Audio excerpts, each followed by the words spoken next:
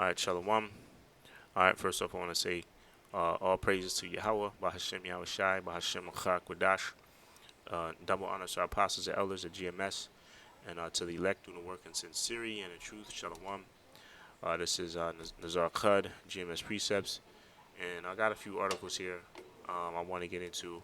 Um, as you can see, this from CNBC.com. But all these articles that I have here that I'm going to show you is concerned. It's concerning prophecy.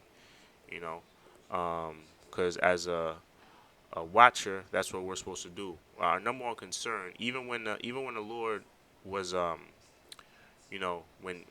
he was resurrected, and he appeared himself before the disciples, the first thing they asked him is, "Do you now establish a kingdom of Israel right now?" Okay, that was one of the first things he asked them. Matter of fact, let me get that in Acts, the first chapter, Acts. Damn, I can't even. Acts 1, right? Acts 1. Acts 1. Here it is. Um, when this is Acts 1 and 6. It says, when they therefore were come together, they asked of him, saying, Lord, wilt thou at this time restore again the kingdom to Israel? Okay? So immediately when he resurrected himself, the first thing they asked him is, yo, is this the time? Is the kingdom of Israel going to be restored now? Is this the time that you spoke about? At that time, it wasn't. A lot of things had to happen. You fast forward to now, 2,000 years later, this is actually the time, man. We're living in a time when the Lord is going to restore the kingdom to Israel. But before that happens, a lot of prophecy has to take place. And that's what Lord willing, I'm going to go over and edify through the Spirit, right? So this is an article from CNBC. Mohammed El Arian says the U.S. is nearing a cost of living crisis after more hot inflation data. Okay, and all these articles I'll leave in the description. So I think this shit, you can't really look at it because they want you to pay. I guess a lot of articles or news people or whatever, they're doing this shit now. But, the point's there in the title. Okay, cost of living, and what is now that's based on in the inflation data, right? Inflation is saying that people are going to have less expendable income. Okay, because it's not that prices are going up; it's the value of the dollar decreasing, right? Which means you'll need more money to buy certain things. So instead of a gallon of milk costing $2.50, it's gonna cost $5.50. Okay, $6.50 and so on. Pretty soon you're gonna pay $10 for a tube of toothpaste. It's gonna get bad out here, man. And the people that are really gonna get affected are the ones in poverty, which majority of you so-called Negroes, Latinos, and Native Americans, you fall in that category, right? Dow falls for another. I'm sorry. This is from CNBC again. Dow falls for a sixth straight day after another wild session. Okay. What else we got here? U.S. headed for inflation-driven recession. Gas prices hit $4.37 Tuesday, highest ever recorded. The state of the market is sending clear signals that the U.S. is going into recession. Former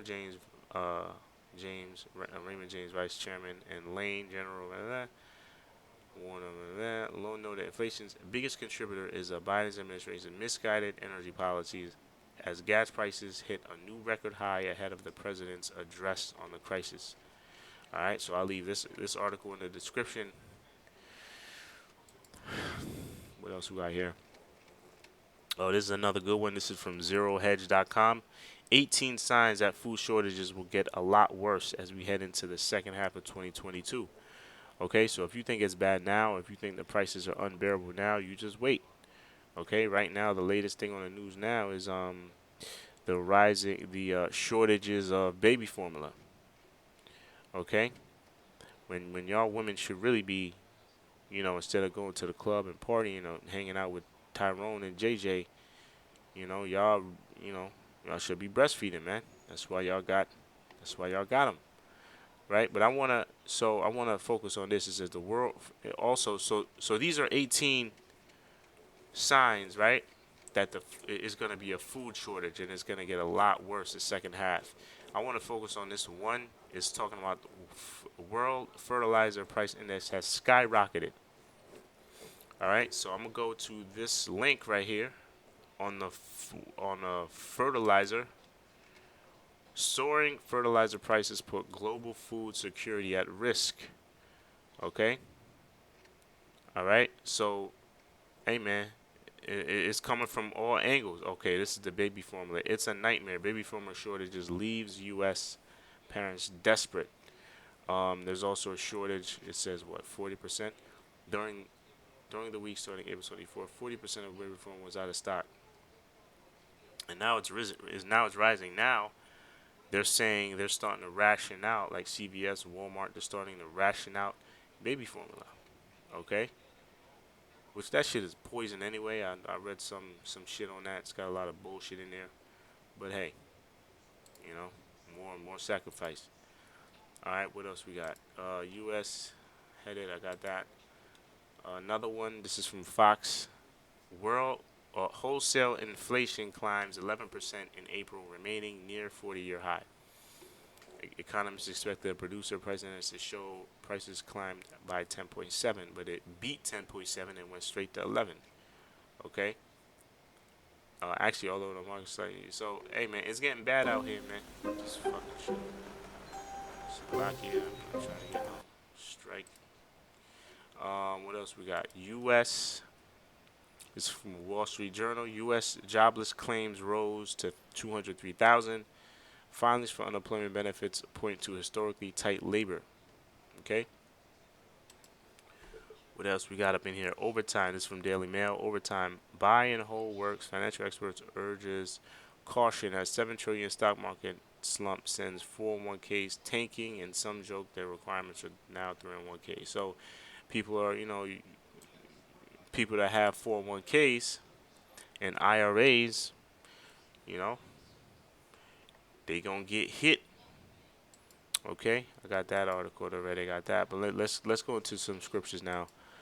This is Jeremiah 30:7.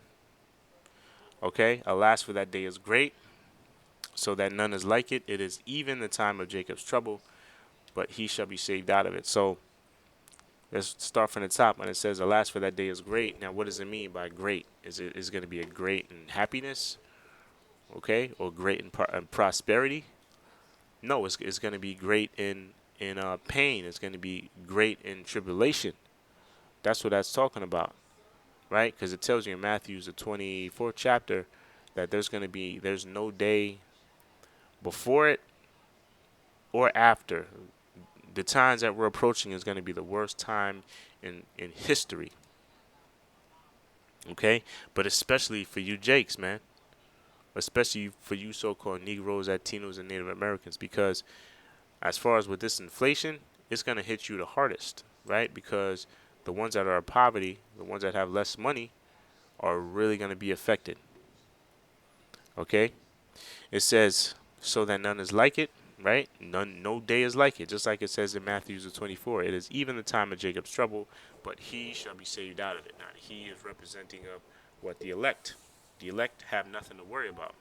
They're going to get deliverance no matter what. Okay? Now, scriptures do speak about some dying as martyrs, but that's not really death. It's just a transition. You're just going to go straight into your new bodies in the kingdom, and you're going to get beamed right back down, because we're at the end, and you're not going to be in the spiritual world for too long. Okay? You're going to go up and come right back down. Isaiah 19:16, right? It says, in that day, 19:16, in that day, Egypt shall be like unto women, right? Egypt, that represents America, right? Egypt was a place of our bondage, and so is America. America is another place for our bondage. Okay. Also in Revelation 11, the chapter, it speaks about how we're in a spiritual Egypt, right? It speaks about a spiritual Egypt, which is America. All right. I saw the brother Elder Brother Sabar, he did a video, um, going into the obelisk over there at that museum in NYC. Okay, so this place, America, without a doubt, is spiritual Egypt, right? It says, "In that day shall Egypt be like unto women, and they shall be afraid and fear because of the shaking in the hand of the Lord of hosts, which he shaketh over it," right? Because we're going to come to a point where the people are going to know all the trials, all the bad things that are happening, they're going to know it's from the Lord. Even atheists, they're going to be like, well, this is from God, okay? All right? All these things that are going to happen, man, it's going to be known that it's of the Lord, right? So you got Isaiah, I got that already. Let me get this. Habakkuk, the second chapter. Um, the clay, right? Habakkuk 2 and 6. Shall not all these take a parable against him, and a taunting proverb against him, and say, woe to him that increaseth that which is not his? How long? And who's that speaking about? And who's the one nation that increaseth on things that are not his? Like lands, people, identity. Okay? That's Esau, man. Esau is a damn thief of the earth.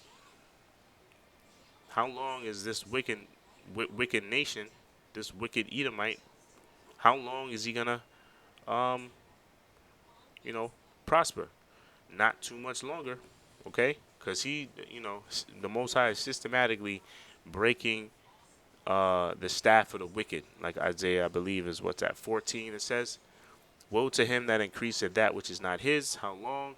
And to him that ladeth himself with thick clay." And that thick clay goes back to the Hebrew word ibadyat, which means debt. Okay, heavy debts. Right now we're at like what 31 trillion or 30 trillion in debt right now. That debt clock. So you know, America is definitely in that place that this scripture is speaking about. Okay. All right. Like I said, I'll leave these articles in the description. Lord willing, you brothers and sisters were edified. Until the next show. Shalawam.